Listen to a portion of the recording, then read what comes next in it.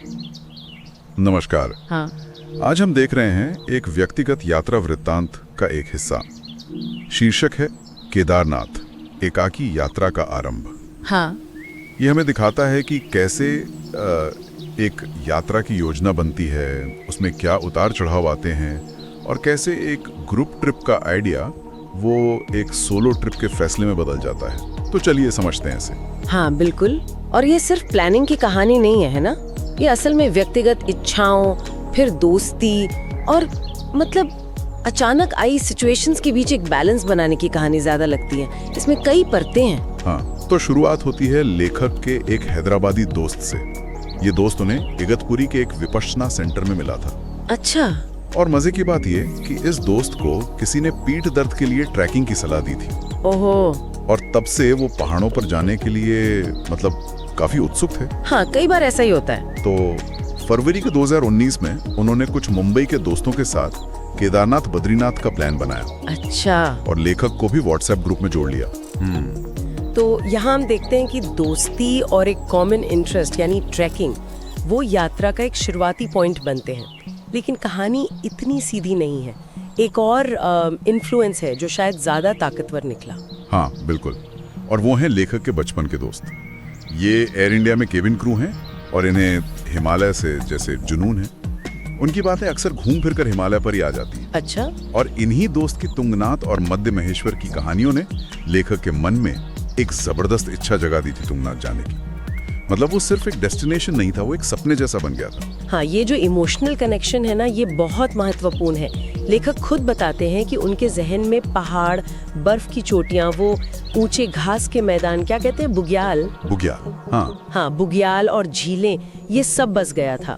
एक गहरा खिंचाव था, लेकिन इसमें एक कॉन्ट्रडिक्शन भी था, है ना? बिल्कुल।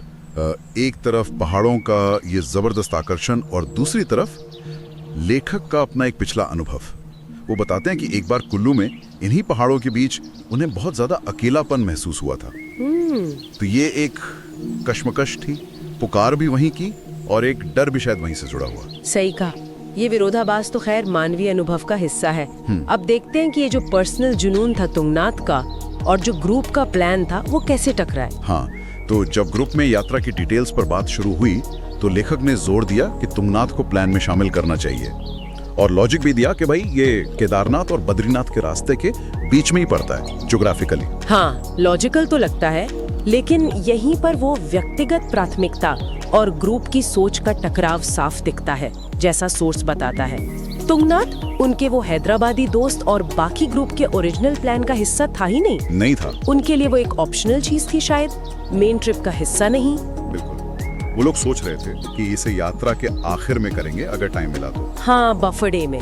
पर लेखक के लिए तुंगनाथ कोई साइड ट्रिप नहीं था, वो मेन अट्रैक्शन था। वो उसे छोड़ने को तैयार नहीं थे। और दूसरी तरफ ग्रुप अपने ओरिजिनल प्लान पर अड़ा रहा। और ये स्थिति तो यात्रा प्लानिंग में बहुत कॉमन है वैसे। ग्रुप के साथ चलना और अपनी जो जरूरी इच्छाएं हैं उनको पूरा करना, इसके बीच बैलेंस बनाना मुश्किल हो जाता है कई बार। यहाँ कोई सही गलत नहीं होता, बस प्रायोरिटीज अलग होती हैं। बिल्कुल। अंत में यही हुआ। लेखक ने तय कर लिया कि वो तुंगनाथ नहीं छोड़ेंगे और ग्रुप अपनी योजना पर कायम रहा। नतीजा, लेखक ने खुद को उस ग्रुप यात्रा से अलग कर लिया। ये एक बड़ा फैसला था और क्योंकि दिल्ली की फ्लाइट टिकट तो पहले ही बुक हो चुकी थी, तो लेखक ने एक और बड़ा फैसला लिया, अकेले ही केदार यात्रा पर जाने का। हाँ। यहीं पर कहानी पूरी तरह से घूम जाती है। एक साथ मिलकर यात्रा करने की योजना से एक बिल्कुल निजी एकाकी यात्रा के संकल्प तक। तो जो यात्रा दोस्तों के साथ एक ग्रुप में शुरू होने वाली थी, वो अब एक अकेले सफर में बदल गई। स्रोत हमें इसी मोड़ पर छोड़ देता है एक सवाल के साथ कि इस अकेले जाने के फैसले से लेखक ने क्या पाया होगा, क्या खोया होगा। ये सोचने वाली बात रह जाती है। वाकई। और ये हमें इस विचार पर भी लाता है कि क्या कभी-कभी अपनी जो असली प्राथमिकताएं हैं या जो जुनून है, उस पर टिके रहने के लिए भीड़ से अलग एक अपनी राह चुनना जरूरी हो जाता है, भले ही उसका मतलब अकेले चलना ही क्यों ना हो। शायद इस यात्रा के आगे के अनुभव इसी सवाल का कुछ जवाब दें।